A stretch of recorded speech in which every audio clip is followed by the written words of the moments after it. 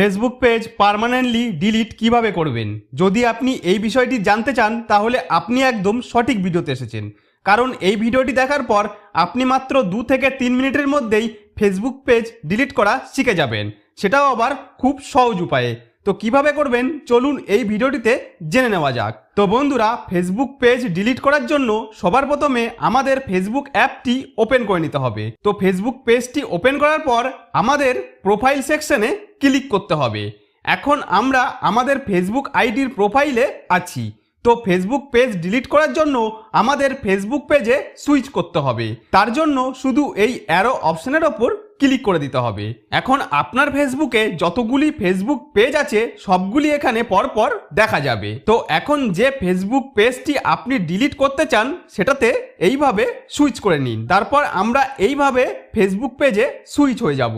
এখন আমাদের ফেসবুক পেজের প্রোফাইল সেকশনে ক্লিক করতে হবে। তারপর এখানে আপনি 3টি ডটের অপশন দেখতে পাবেন, এতে ক্লিক করে দিন। এরপর এরকম পেজ আসলে এখানে সেটিংস অ্যান্ড প্রাইভেসি নামে একটি অপশন দেখতে পাবেন, এখানে ক্লিক করতে হবে।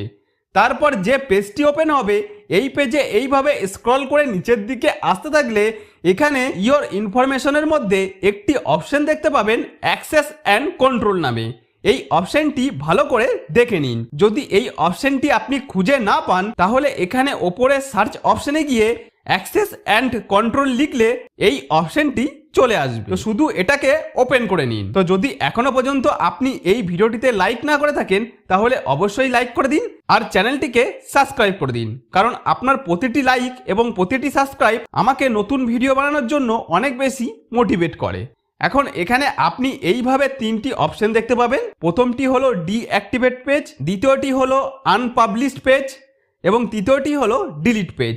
এখানে প্রথম অপশন মানে হলো যদি আপনি আপনার ফেসবুক পেজ কয়েকদিনের জন্য বন্ধ রাখতে চান, অর্থাৎ সাময়িকভাবে বা টেম্পোরারিভাবে ডিঅ্যাক্টিভেট করতে চান, তাহলে প্রথম অপশনটি সিলেক্ট করে রাখতে পারেন। কিন্তু যদি ফেসবুক পেজ চিরদিনের জন্য ডিলিট করতে চান, যেমন আমি পার্মানেন্টলি ডিলিট করতে চাই, তাহলে আমাকে 3য় নম্বর ডিলিট পেজ অপশনটি সিলেক্ট করতে হবে।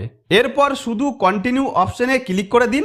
এখন এখানে ফেসবুককে একটি কারণ বলতে হবে যে আপনি কেন আপনার ফেসবুক পেজ ডিলিট করতে চান। আপনি চাইলে কোনো কারণ সিলেক্ট করতে পারেন, আর না চাইলে সরাসরি নিচে কন্টিনিউ অপশনে ক্লিক করতে পারেন। এরপর এইভাবে আপনার সামনে একটি পেজ খুলে চলে আসবে। এখানে আপনি আপনার ফেসবুক পেজের ডাটা ইত্যাদি ডাউনলোড করতে পারবেন। যদি আপনার ফেসবুক পেজ অনেক পুরনো হয় এবং সেখানে অনেক ছবি বা ভিডিও থাকে তাহলে ডাউনলোড ইনফো অপশনে ক্লিক করে আপনি আপনার ফেসবুক পেজের ডাটা ডাউনলোড করে নিতে পারেন। যদি ডাউনলোড করতে না চান তাহলে সরাসরি এই কন্টিনিউ অপশনে ক্লিক করুন। এখন এখানে আপনাকে আপনার ফেসবুক আইডির পাসওয়ার্ড দিতে হবে।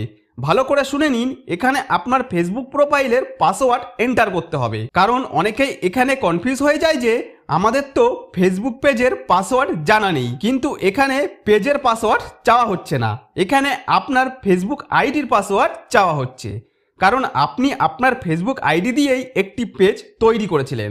তাই যদি আপনার আইডির পাসওয়ার্ড জানা থাকে তাহলে এইভাবে এন্টার করে দিন, আর যদি জানা না থাকে তাহলে চিন্তার কোনো বিষয় নেই।